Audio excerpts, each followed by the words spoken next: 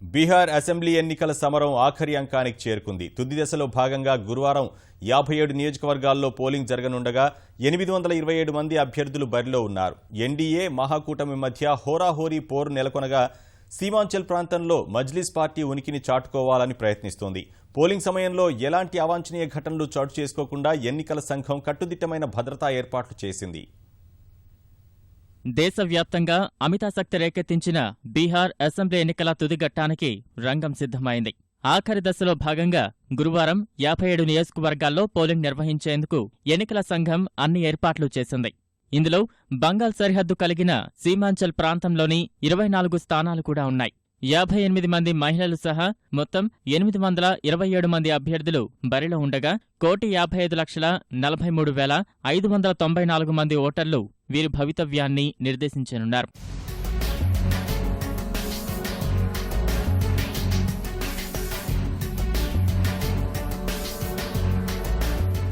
చివరి విడత ఎన్నికల బరిలో జేడీయూకు చెందిన సీనియర్ మంత్రి బిజేంద్ర ప్రసాద్ యాదవ్, మంత్రి నరేంద్ర నారాయణ్ యాదవ్, ఆర్జేడీ శాసనసభాపక్ష నేత అబ్దుల్ బారీ సిద్దికీ, లాలూకి అత్యంత సన్నిహితుడు బౌలా యాదవ్ వంటి ప్రముఖులు ఉన్నారు. 55 చోట్ల పోలింగ్ ఉదయం 7 గంటలకు ప్రారంభమై సాయంత్రం 5 గంటల వరకు సాగనుండగా నక్సల్ ప్రభావిత ప్రాంతాలైన సహర్సా జిల్లాలోని 2 నియోజకవర్గాల్లో మధ్యాహ్నం 3 గంటలకే పోలింగ్ ముగియనుంది.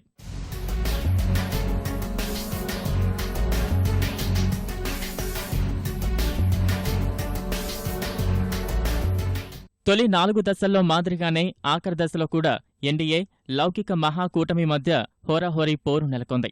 సీమాంచల్ ప్రాంతంలో ముస్లింలు ఎక్కువగా ఉండే 6 నియోజకవర్గాల్లో ఎంఐఎం బరిలోకి దిగడం సమీకరణాలపై ప్రభావం చూపవచ్చని భావిస్తున్నారు.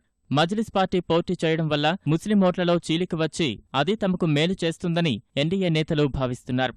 మూడో కూటమిలోని పప్పు యాదవ్కు చెందిన జన్ అధికార్ పార్టీ కోసీ ప్రాంతంలో ప్రభావం చూపనుంది. ఇదే కూటమిలోని ఎన్సీపీ, జార్ఖండ్ ముక్తి మోర్చా కూడా అనేక నియోజకవర్గాల్లో అభ్యర్థులను బరిలోకి దించాయి. ప్రస్తుతం 5వ విడత పోలింగ్ జరగనున్న 57 స్థానాల్లో గత ఎన్నికల్లో భాజపా 23 సొంతం చేసుకుంది. జేడీయూకి 20 స్థానాలు దక్కాయి. ఆర్జేడీ 8, కాంగ్రెస్ 3, ఎల్జేపీ 2, స్వతంత్రులు 1 స్థానం దక్కించుకున్నారు.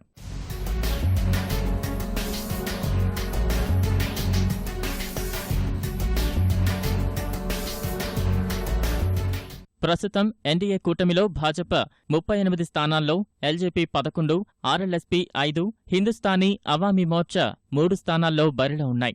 లౌకిక మహాకూటమిలో జేడీయూ 25 చోట్ల, ఆర్జేడీ 20 స్థానాల్లో, కాంగ్రెస్ 12 స్థానాల్లో పోటీ చేస్తున్నాయి. ఓట్ల లెక్కింపు 8వ తేదీన జరగనుంది.